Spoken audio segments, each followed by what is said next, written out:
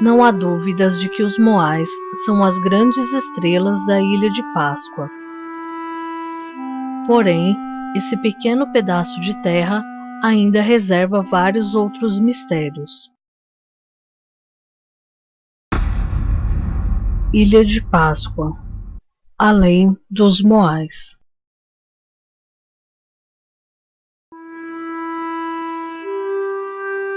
Por volta da mesma época em que o povo Rapanui encerrou a produção de Moais, foi iniciado o culto ao Homem-Pássaro. Acredita-se que essa mudança do foco religioso tenha acontecido entre os séculos XVI e XVIII, mas sabe-se que terminou no final do século XIX, depois que missionários católicos iniciaram o processo de catequização na ilha. O culto ao Homem-Pássaro acontecia na cidade de Orongo e os participantes eram escolhidos por profetas locais. Eles nadavam até essa pequena ilha chamada Motonui, a 1.600 metros da costa. O primeiro que encontrasse um ovo de andorinha do mar escura era o vencedor e seria o líder da ilha naquele ano, ou seja, o Tangata Mano, o Homem-Pássaro. Uma das teorias é que a escassez de recursos levou à interrupção da produção de Moais e, por algum motivo, os Rapanui se aventuraram em outro culto. Também há os que sustentam a ideia de que o culto foi introduzido por invasores que se aproveitaram da vulnerabilidade dos Rapanui. E ainda há quem diga que a cabeça de pássaro seria uma alusão a um capacete de astronauta de amigos vindos do espaço. Uma figura importante nessa fase de culto religioso dos Rapanui foi o deus Makemake. Para eles, Makemake era o criador da humanidade, deus da fertilidade e era o chefe do culto ao Homem-Pássaro.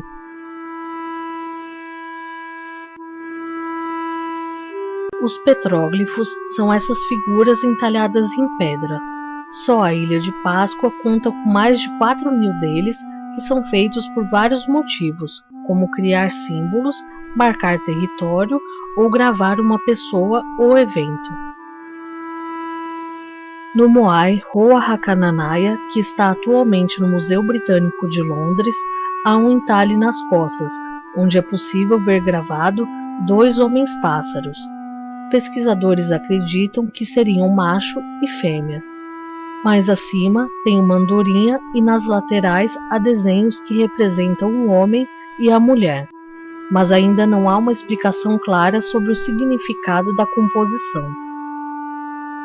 Estima-se que essa estátua tenha sido feita por volta de 1200 d.C., mas que os entalhes surgiram apenas por volta do ano 1600, justamente na época em que houve a mudança na crença religiosa. Os Ahus são essas plataformas de pedra. Dos 313 conhecidos, 125 servem de altar para Moais, e são poucos que têm mais de um. Com o tempo, também foram usados como ossuário para abrigar objetos sagrados e realizar cerimônias religiosas. Eles são feitos de blocos de pedra bem menores que os Moais, o que pode ter facilitado o trabalho. No entanto, pesquisadores dizem que a parte interna e a pavimentação foi muito trabalhosa. Um dos mais importantes é o Ahu Vinapo, que chama atenção em especial pela sua arquitetura. Diferente dos outros Ahus, as pedras estão cuidadosamente encaixadas de forma precisa, sem o uso de argamassa. Pesquisadores dizem que esse tipo de construção sugere algum contato com o Peru. Porém, o Ahu Vinapo foi construído antes de 1440 e trabalhos similares surgiram no Peru após essa data. Outra questão é que esse Ahu é uma estrutura muito mais elaborada que os feitos posteriormente e que esse tipo de estrutura não é encontrada nas culturas das ilhas do Pacífico. O Ahu Tongarike é o mais largo da Ilha de Páscoa. Tem 200 metros e sustenta 15 moais. Foi vítima de uma tsunami, mas já foi restaurado.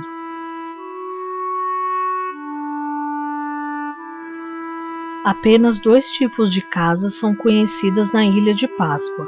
A Harepaenga, casa com uma fundação elíptica, a outra é a Hareoca, uma estrutura circular de pedra. Ainda existem as tupas, na cidade de Orongo, que eram habitadas por sacerdotes astrônomos e ficavam próximos da costa, onde o movimento das estrelas poderia ser observado mais facilmente.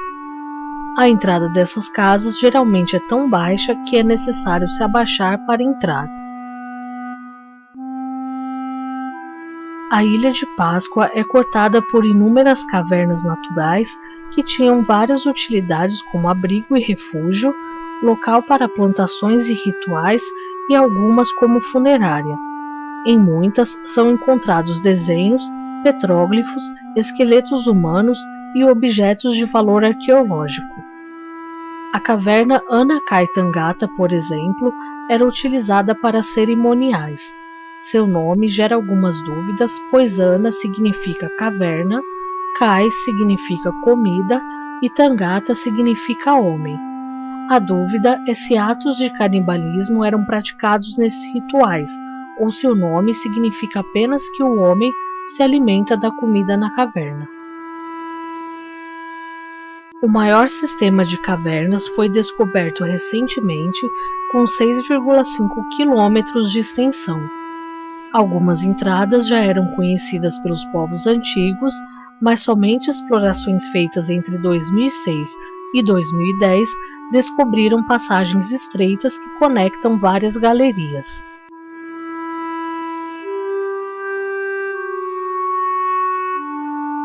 Supõe-se que Rongo Rongo é a escrita da Ilha de Páscoa.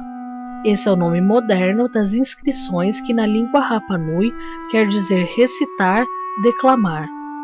Os glifos por si só são desenhos de humanos, animais, plantas, artefatos e formas geométricas. As tábuas de madeira contendo os glifos foram encontradas no século XIX. Porém, somente 24 delas resistiram até hoje e muito danificadas. Estima-se que elas tenham sido elaboradas em algum momento no período em que os moais foram feitos. Nenhuma das tábuas está mais na Ilha de Páscoa. Elas estão espalhadas em museus pelo mundo. A tradição oral conta que somente famílias dominantes e sacerdotes eram alfabetizados e capazes de interpretar as tábuas. O povo da Ilha de Páscoa não investiu seus talentos somente nos moais. Embora a madeira tenha sido escassa nos séculos XVIII e XIX, várias estatuetas de madeira foram encontradas na ilha. Esses são alguns exemplos, os chamados moais cava-cava. Essas figuras bizarras eram utilizadas em rituais de fertilidade e na celebração da colheita. O rei Miro é um adorno que era usado na altura do busto pelas mulheres e serviu de inspiração para a bandeira da Ilha de Páscoa. Conhecer melhor a história da Ilha de Páscoa nos faz pensar em como toda sua obra parece tão ambiciosa e tão grandiosa para uma ilha tão pequena e para os seus poucos habitantes. Ao admirar parte da sua história, é quase inevitável pensar que seria incrível se todos tivessem chegado ao seu destino.